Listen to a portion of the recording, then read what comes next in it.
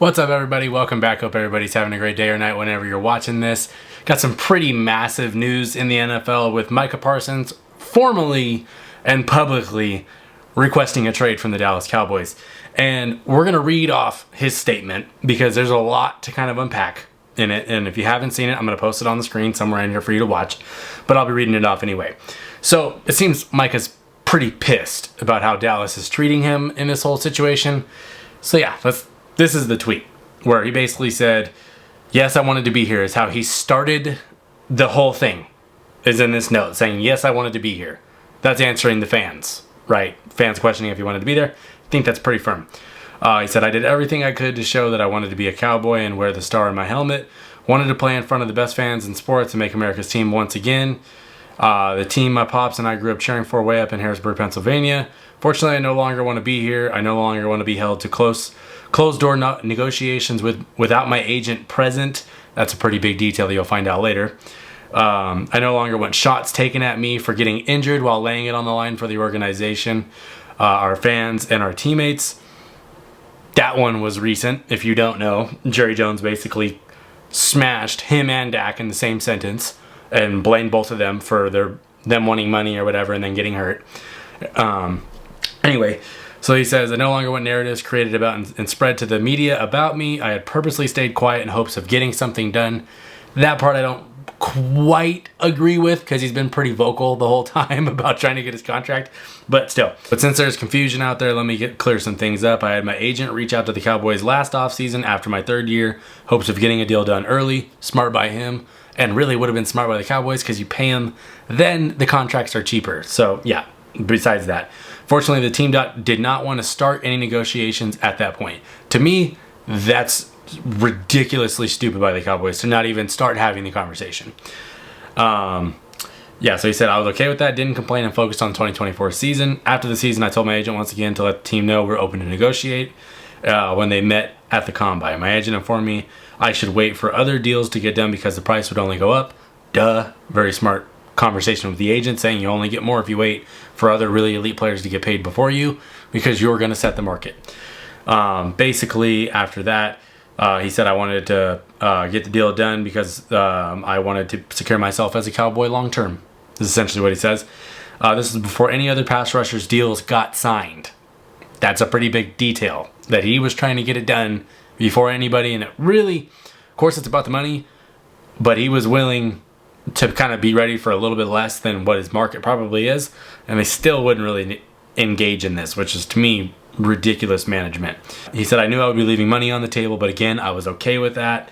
Again, radio silence as far as my extension in March. I met with Mr. Jones to talk about leadership. Good thing to talk about with him. Somehow the conversation turned into him talking contract with me.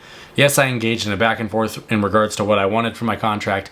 Players should be able to be open with the team about what he is desiring. That's just the first part of negotiating, is telling the people that want you, this is what I want.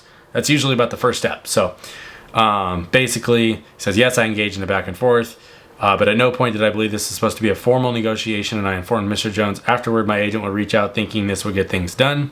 But when my agent reached out and spoke to Adam, he was told the deal was pretty much already done. Agent, of course, told him that wasn't the case and also reached out to Stephen Jones. Again, the team decided to go silent. That, to me, is probably where this whole thing kind of craters on the Cowboys' end, is because how do you not pick up where that left off and try to go get it done right then and there when you know this is going to drag out? I know they have his rights for 3 more years or whatever it is, but it's bad ethics from a football and management standpoint. After the team went silent, at that point we decided we would allow the team to reach out to us whenever they decided they wanted to talk. This is important here. Yet, still not a call, email, or text to my agent about starting a negotiation. Up to today, the team has not had a single conversation with my agent about a contract. That's insane.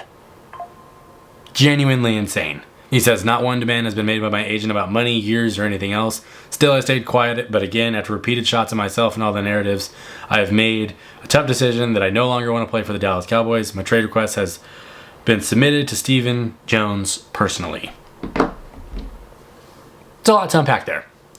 The fact that they didn't even really try to get a deal done after all the bullshit that they've said. Red flag. Somebody's lying. He's either lying or the front office is lying. And this front office has a nasty habit of waiting until the last second to try to pay players. A la Dak, a la freaking Trayvon Diggs, a la CeeDee Lamb. All those guys had to wait.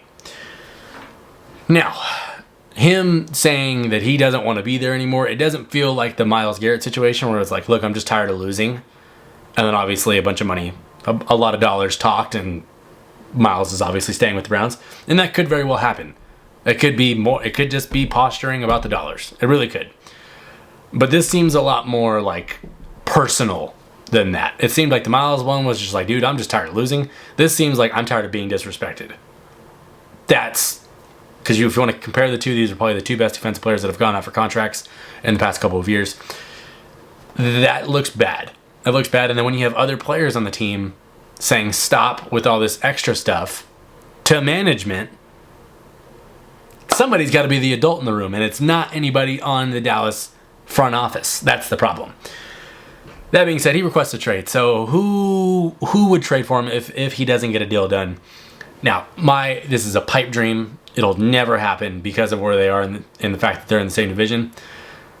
But Micah is from Pennsylvania. He has also been on record as saying if he were to go anywhere in the state, he would want to go to Pittsburgh. I don't see that happening because Pittsburgh's really set at the edges. But Philly could be very interesting. That'd be a lot of fun. He's talked about going back home and playing there before many times on podcasts and stuff like that, which kind of leads to Cowboys fans questioning his loyalties.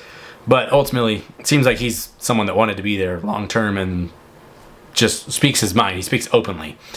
Not a lot of PR training in that case. But I like that kind of stuff. So Philly would be really interesting. I do not think in a zillion years it'll happen just because it is in division, and that would be cinema if it did happen because you're getting that twice a year and you know he's going to come with a little extra juice in that game if he ever plays against Dallas again. But I don't think Philly will happen. I think they have like the highest odds other than Dallas of being the next team. I don't think Dallas will do it. The other team, there's two other teams that I think would be interesting from the standpoint. I think the Chargers would be interesting because they could use some pass rush help. Khalil Mack's getting older, and outside of Tui Pelotu, they don't really have a ton building up, and especially on the youth side for their pass rush. That could be fun. I just don't know if they're ready to trade picks at this point in their rebuild. But Micah Parsons seems like a Jim Harbaugh kind of guy, so I could see that one. The other one is the other LA team, the Rams.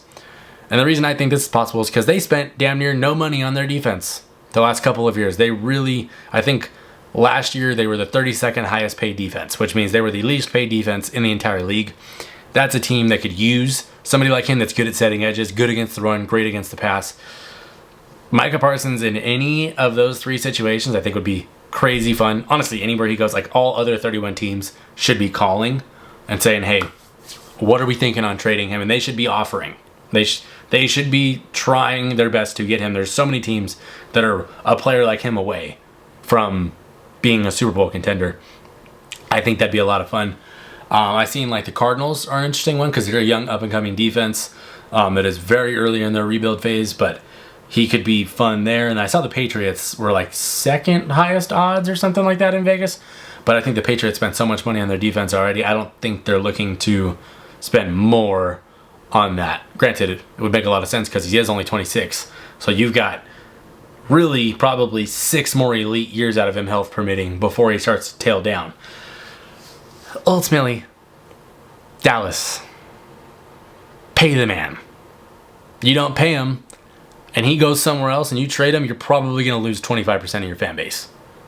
And it's not so much about Micah, it's about the fact that you guys do this over and over and over. It started with Zeke way back then. Took him forever to get paid. He held out multiple weeks. Took Dak forever to get paid. Took Diggs forever to get paid. Took CeeDee forever to get paid. It seems like anybody that's been really good in Dallas lately has struggled to get a contract. Now, granted, Diggs has gotten hurt. Zeke fell off after the contract. And, I mean, Dak is Dak. He's kind of just been this the whole time. I can't imagine letting your best players be pissed off all the time is good for your locker room. And that's a very, very indicative sign of poor management. Yeah, who do you want to see Micah Parsons play for next season? Do you think he gets traded? I'm gonna be honest, I think the odds are pretty low that he gets traded, but if he did, that would be a huge deal for whoever he goes to.